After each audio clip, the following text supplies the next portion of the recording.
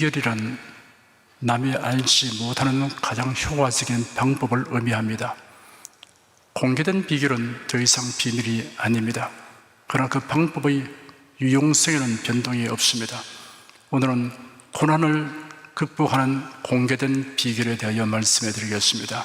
성경은 고난을 이겨낸 사람들의 이야기가 많이 기록되어 있습니다.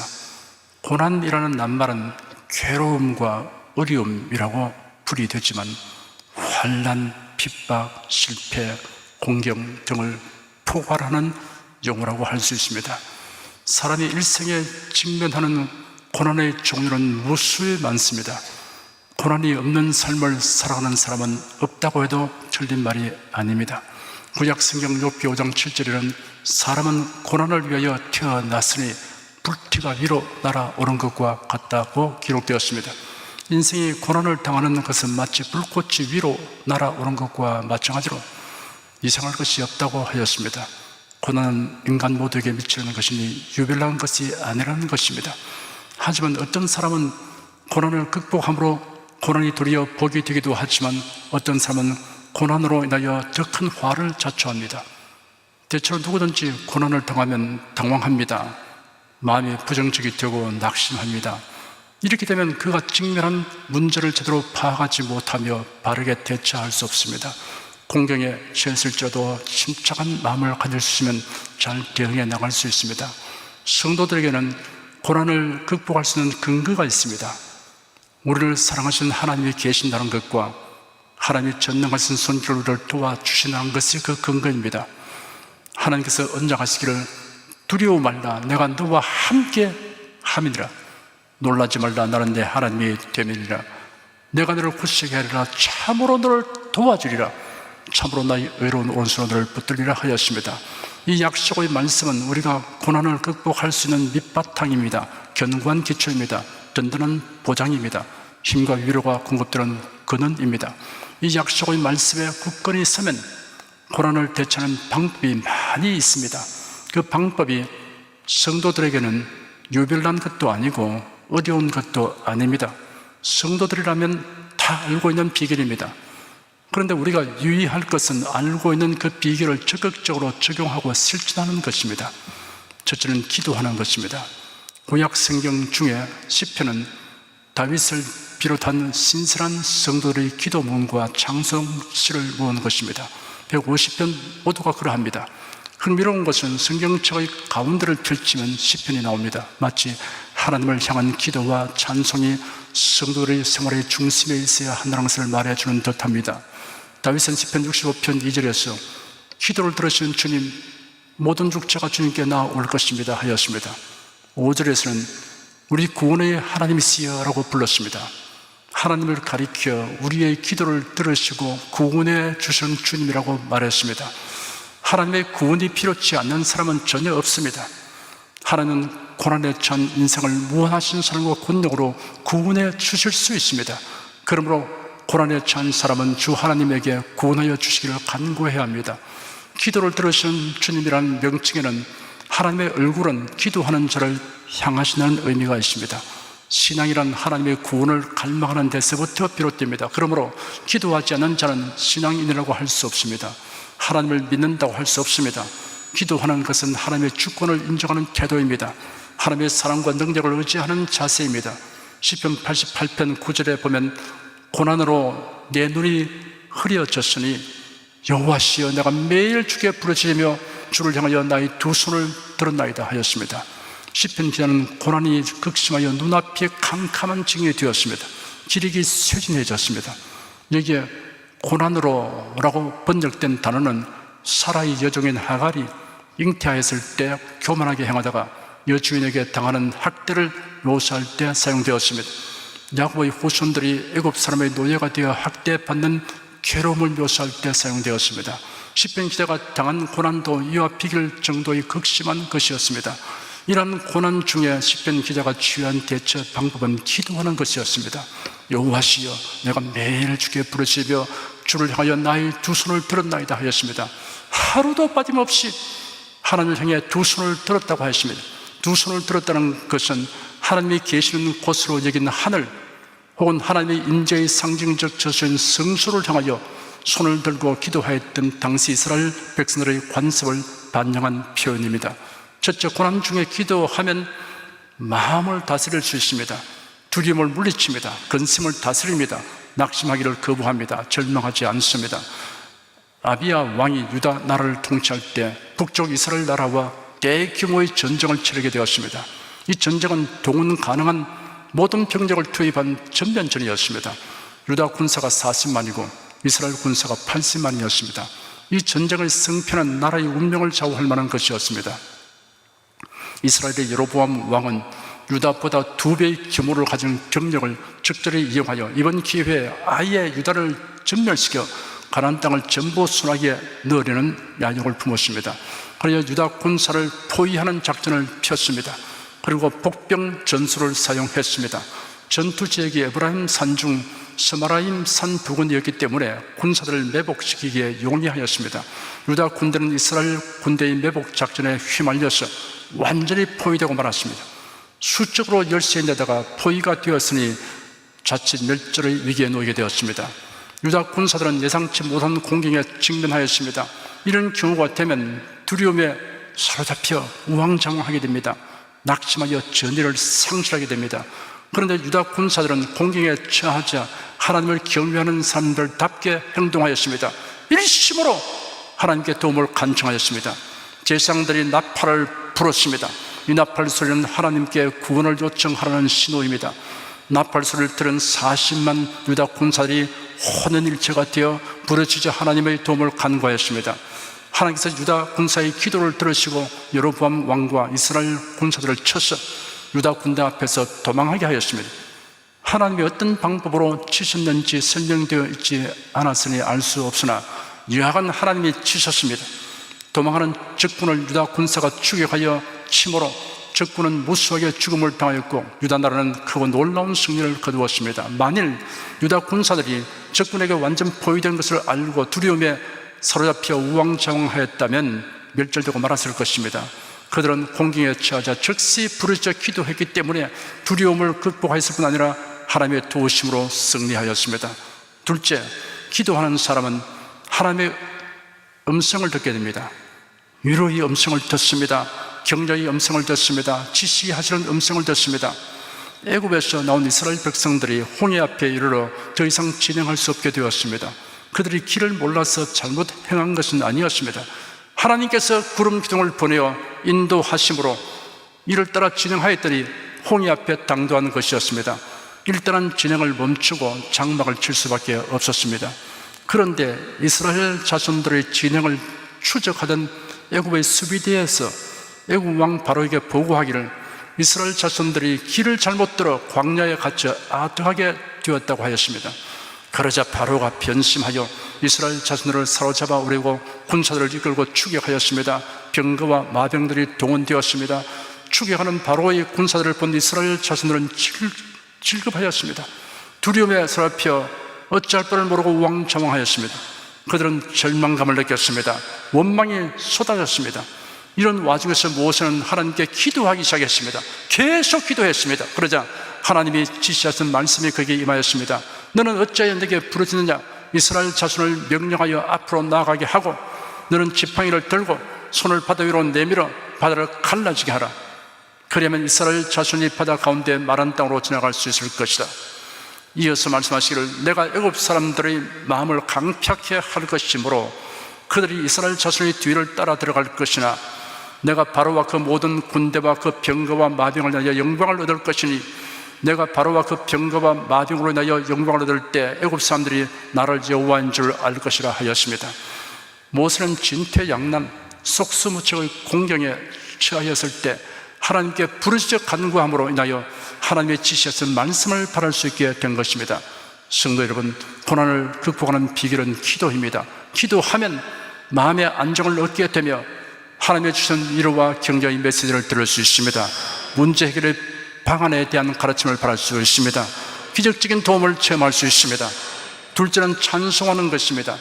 공경에 처하였으나 찬송으로 극복하고 기적을 체험한 생생한 이야기들이 성경에 있습니다. 그 중에서 여호사밧의 찬양대, 다윗의 찬송, 바울과 실라의 찬송에 관한 기사가 매우 극적입니다. 유다 나라의 여호사밧 왕은 연합군의 침공을 받고 공경에 처했을 때 찬양들을 조직하여 군대 앞에서 여호와께 감사하세, 그 자비하심이 영원하다라고 찬송하며 나가게 하였습니다. 그러자 하나님의 기이한 일을 행하심으로 연합군끼리 서로 싸워 멸절하였습니다. 유다 백성들은 싸우지 않고 승리를 얻었으며 수많은 전리품을 획득했습니다. 사울 왕은 다윗을 시기하고 미워하여 죽이려고 작정하였습니다. 이를 알고 도피한 다윗을 잡으려고 정의의 병을 이끌고 추적을 계속하였습니다. 다윗은 광야로 도망다니며 동물 속에 숨어 살아야 했습니다. 세포될 위기를 몇 번이나 겪었습니다. 보통 사람들은 긴 세월 동안 그토록 심한 고난을 당하다 보면 육신과 정신이 피폐하게 되어 자포자기에 이릅니다. 그런데도 다윗은 건강한 몸과 정신으로 이를 극복하였습니다. 그 비결 중에 하나가 찬송 부르는 것입니다. 시편 57편은 다윗이 아둘람 굴 혹은 엔게디 굴에 피신하고 있을 때 그 고난을 어떻게 이겨내는가를 말해주는 찬송시입니다. 저희가 내 걸음을 장애하려고 그물을 예비하였으니 내 영혼이 억울하도다. 저희가 내 앞에 웅덩이를 팠으나 스스로 그 중에 빠졌도다. 하나님이여, 내 마음이 확정되었고 내 마음이 확정되었사오니 내가 노래하고 내가 찬송하리다. 내 영광을 깰지어다. 비파야 수금아 깰지어다. 내가 새벽을 깨우리로다. 주여, 내가 만민 중에서 주께 감사하오며 열방 중에서 주를 찬송하리이다. 다윗은 암울한 처지에서도 찬송하는 것을 잊지 아니하였습니다. 그는 하나님이 도우셔서 전화위복이 되게 하여 주실 것을 기대하고 확신하는 가운데 찬송하였습니다. 내가 노래하고 내가 찬송하리이다 하였습니다. 여기에 미완료 연장형의 동사를 거듭 사용한 것은 찬양하는 의지를 강하게 나타내는 것입니다. 다윗은 실제로 찬송하는 것을 일생 생활화하였습니다. 다윗은 찬송함으로 고난을 잘 극복하고 하나님의 도우심을 입어 승리하였습니다. 하나님께 영광을 돌렸습니다. 신약 성경에 기록된 하나의 예는 바울과 실라가 빌립보 감옥에서 부른 찬송입니다. 그들은 빌립보에서 복음을 전하다가 송사를 당해 부당한 재판을 받았습니다. 얼토당토 않은 판결을 받아 옷이 찢어 벗겨지고 매를 많이 맞았습니다. 그리고 깊은 옥에 갇혔습니다. 발은 착고에 단단하게 채워졌습니다. 벌레가 물고 기괴한 냄새는 코를 찔렀습니다. 폐는 고프고 매맞아 생긴 상처로 인해 몸은 욱신거렸습니다. 밤이 깊어졌을 때 바울과 실라가 기도하고 하나님을 찬송하였습니다. 나직이 부른 것이 아니라 다른 감방의 제소리 다 듣도록 불렀습니다. 그때 호련히 큰 지진이 나서 옥토가 움직이고 문이 곧 다 열리며 모든 제소리를 메인 것이 다 벗어졌습니다. 이 일로 인하여 바울 사도가 간수와 그 집에 있는 모든 사람에게 복음을 전하게 되었으면 간수와 그 권색이 다 세례를 받았으면 그 다음 날 바울은 관리들이 직접 와서 그들을 추록시키도록 요구하니 그들이 두려워하여 그대로 하였습니다. 지금 살펴본 세 가지 사건은 찬송은 고난을 대처하고 극복하는 탁월한 비결이다라는 사실을 말해주는 대표적이며 모범적인 사례입니다. 여호사밧의 하나님은 여러분과 저희 하나님이십니다. 다윗이 찬송한 하나님은 여러분과 저희 하나님이십니다. 바울과 실라의 찬송을 들으시고 기적을 베푸신 하나님은 여러분과 저희 하나님이십니다. 고난 중에 찬송하면 우울함이 안개 거치듯 제거됩니다. 찬송하면 두려움이 사라집니다. 찬송하면 근심이 물러갑니다. 찬송하면 기쁨과 평안이 임하게 됩니다. 찬송하면 하나님의 도우심으로 기적적인 해결을 체험하게 됩니다. 셋째는 하나님의 말씀을 읽고 묵상하며 입으로 말하는 것입니다. 하나님의 말씀을 묵상하면 그 말씀이 마음과 생각을 지배합니다. 하나님의 말씀은 예리한 통찰력을 갖게 하여 줍니다. 바른 판단과 선택을 하도록 이끌어 줍니다. 미국 사람들이 역대 대통령 중에 가장 존경하는 대통령은 에이브라함 링컨입니다. 미국뿐 아니라 세계에서 가장 존경받는 인물입니다. 링컨은 정상적인 학교 교육을 받지 못하였습니다. 우리 사회는 아직도 실력보다 학력이 중시되고 있습니다. 링컨도 훌륭하지만 미국이라는 나라의 사회 구조나 사람들의 사고 방식도 훌륭하다고 할 것입니다. 링컨의 그 탁월한 인격과 지도력 그리고 통찰력과 판단력은 그가 성경 읽기를 즐거워하고 주야로 묵상한 데서 나온 것이라고 해도 과언이 아닙니다. 그럼 백악관의 주인이 되어서도 매일 아침 하루를 시작할 때 성경을 읽은 후에야 시작했다고 합니다. 시편 1편에 복 있는 사람은 악인의 꾀를 쫓지 아니하며 죄인의 길에 서지 아니하며 오만한 자의 자리에 앉지 아니하고 오직 여호와의 율법을 절구하여 그 율법을 주야로 묵상하는 자로다. 저는 시냇가에 심은 나무가 시절을 쫓아 과실을 맺으며 그 잎사귀가 마르지 아니함 같으니 그 형사가 다 형통하리로다 하였습니다. 링컨은 시편 1편 말씀의 실제적 증거로서 매우 적합한 인물입니다. 링컨은 공경에 처할 때 성경을 읽고 묵상함으로 힘을 얻고 지혜를 얻었습니다. 고난 중에 하나님의 말씀을 소리내어 읽거나 성경 구절을 암송하면 놀라운 일이 일어납니다. 고난이 없을 때라도 그렇게 하십시오. 하나님은 말씀하시는 하나님이십니다. 말씀하시는 하나님은 하나님의 형상과 모양대로 지으신 사람에게 다른 피조물보다 특별히 말하는 기능을 탁월하게 주셨습니다. 그리고 말의 권능이 따르게 하였습니다. 말은 생각이 뚜렷한 형태를 갖추게 합니다. 말하는 사람과 상황에 따라 미치는 영향력의 크기는 차이가 있다고 해도 어쨌든 말에는 권능이 따릅니다. 사람의 말이 그러할진데 하나님의 말씀의 위력은 더 말할 것 없습니다. 이사야 55장에 비와 눈이 하늘에서 내려서는 다시 그리로 가지 않고 토지를 적셔서 싹이 나게 하며 열매가 맺게 하여 파종하는 자에게 종자를 주며 먹는 자에게 양식을 준 것 같이 내 입에서 나가는 말도 헛되이 내게로 돌아오지 아니하고 나의 뜻을 이루며 나의 명하여 보낸 일에 형통하리라 하였습니다. 시편 33편 6절에는 여호와의 말씀으로 하늘이 지음이 되었으며 그 만상이 그 입기후로 이루어지다 하였습니다. 하나님이 빛이 있으라 말씀하시니 그대로 되었습니다. 천지 창조 기사에 보면 하나님이 말씀하시니 그대로 되었다라고 기록되었습니다. 성자 하나님이 쓴 예수께서 소녀야 일어나라, 청년아 일어나라, 나사로야 나오라 말씀하시 죽은 자가 즉시 살아났습니다. 로마서 10장 10절에 사람의 마음으로 믿어 의에 이르고 입으로 시인하여 구원에 이르느니라 하였습니다. 마음으로 믿는 것이 자격을 지도하는 것이라면 입으로 시인한 것은 실제로 누리는 단계에 들어가는 것입니다. 선지자들이나 사도들의 신앙 고백이 성경에 기록되어 있으니 여러분은 그 말씀을 그대로 자신의 고백으로 삼아 입으로 시인하십시오. 우리가 사병으로 우겨섬을 당하여도 쌓이지 아니하며 답답한 일을 당하여도 낙심하지 아니하며 핍박을 받아 버림받지 아니하며 그 고려되는 걸 당하여도 망하지 아니하고라는 사도 바울의 신앙 고백을 여러분의 신앙 고백으로 삼을 수 있습니다. 이렇게 입으로 시인하십시오. 나는 사방으로 우겨섬을 당해도 쌓이지 아니하며 나는 답답한 일을 당해도 낙심하지 아니하며 나는 핍박을 받아도 버림받지 아니하며 나는 거꾸로 됨을 당해도 망하지 아니하노라.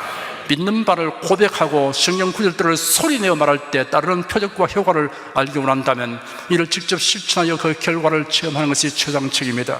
더욱이 여러분이 공경에 처할 때 이를 실천해 보신다면 그 효과를 분명히 얻게 될 것입니다. 성경은 성령의 감동하심을 입은 사람들이 하나님에게 받아서 기록한 것입니다.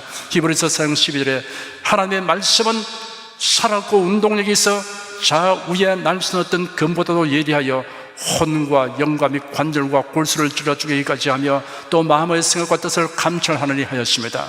하나님의 말씀은 살아있습니다. 운동력이 있습니다. 두 나라 가진 금보다 예리합니다. 고난 중에 성경을 읽고 묵상하고 암송하면 그 말씀의 생명력과 운동력이 우리의 심령과 육체에 예리하게 작용합니다. 그래야 위로를 줍니다. 평안을 줍니다. 담대함을 줍니다. 치료를 줍니다. 상황을 변화시킵니다.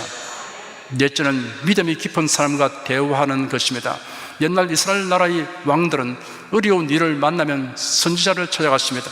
선지자와의 대화에서 조언을 듣기 위해서입니다.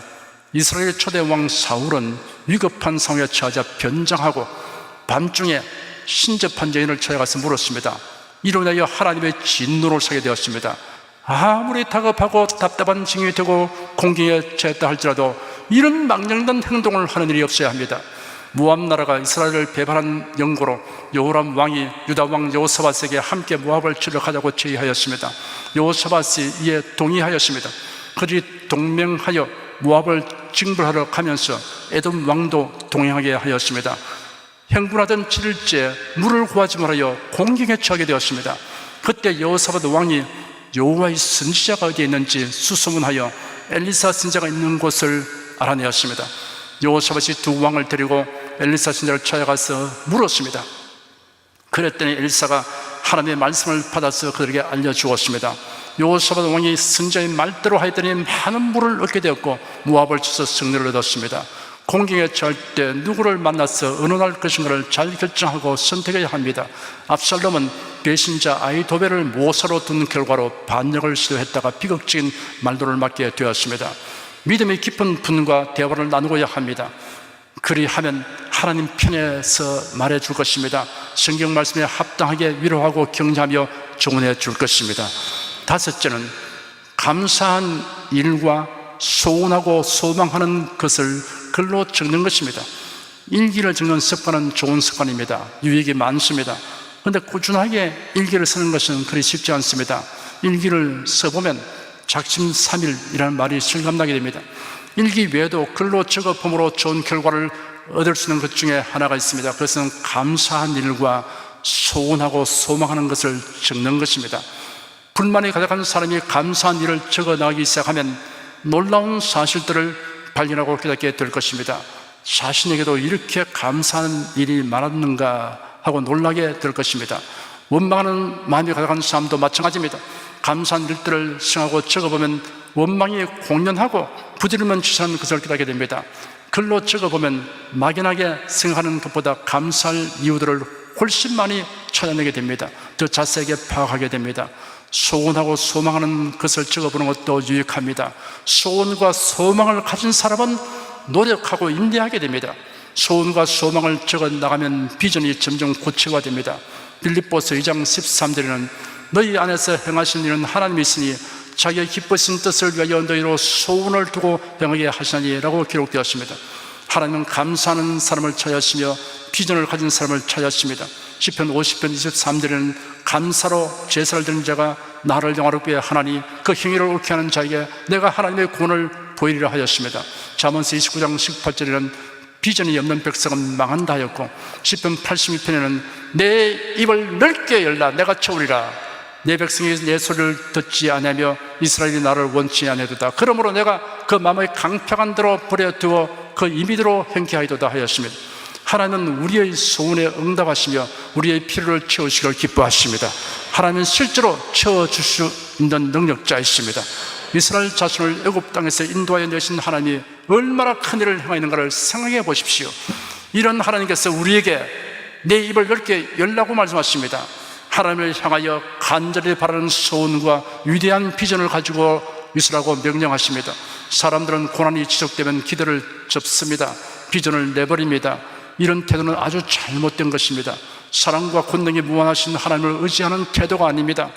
내 입을 넓게 열라 내가 채우리라. 내 백성이 내 소리를 듣지 아니하며 이스라엘이 나를 원치 아니하도다. 그러므로 내가 그 마음을 강평한 대로 버려두어 그 임의대로 행케하리도다라고 말씀하셨습니다.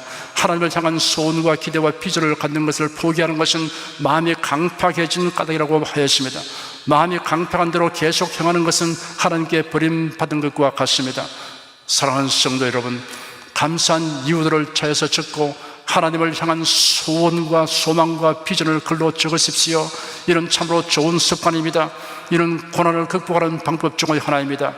사람이 일생 동안에 겪는 고난 중에 아주 위급하고 절박한 상황이란 그리 많지 않습니다.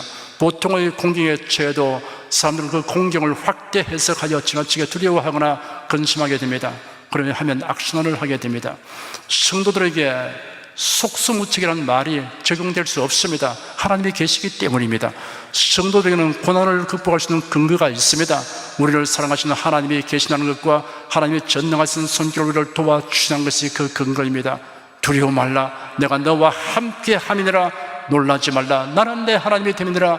내가 너를 굳세게 하리라. 참으로 너를 도와주리라. 참으로 나의 의로운 오른손으로 너를 붙들리라. 이 약속의 말씀은 우리가 고난을 극복할 수 있는 밑바탕입니다. 견고한 기초입니다. 든든한 보장입니다. 힘과 위로가 공급되는 근원입니다. 이 약속의 말씀에 굳게 서면 고난을 대처하는 방법이 많이 있습니다. 그 방법이 성도들에게는 유별난 것도 아니고 어려운 것도 아닙니다. 성도들은 다 알고 있는 방법입니다. 이는 가장 효과적인 것으로 인정되어 온 방법입니다. 이를 5가지로 정리하여 말씀해 드렸습니다. 첫째는 기도하는 것입니다. 둘째는 찬송하는 것입니다. 셋째는 성경을 읽고 묵상하며 암송하는 것입니다. 넷째는 믿음이 깊은 사람과 대화하는 것입니다. 다섯째는 감사한 일과 소망을 글로 적는 것입니다. 다만 그것을 얼마나 적극적으로 적용하고 실천하는가 하는 것이 중대한 관건입니다. 사랑하는 성도 여러분, 이러한 비결대로 행하여 고난을 능히 극복하고 하나님께 영광을 돌리며 간증거리로 만드시기를 축원합니다.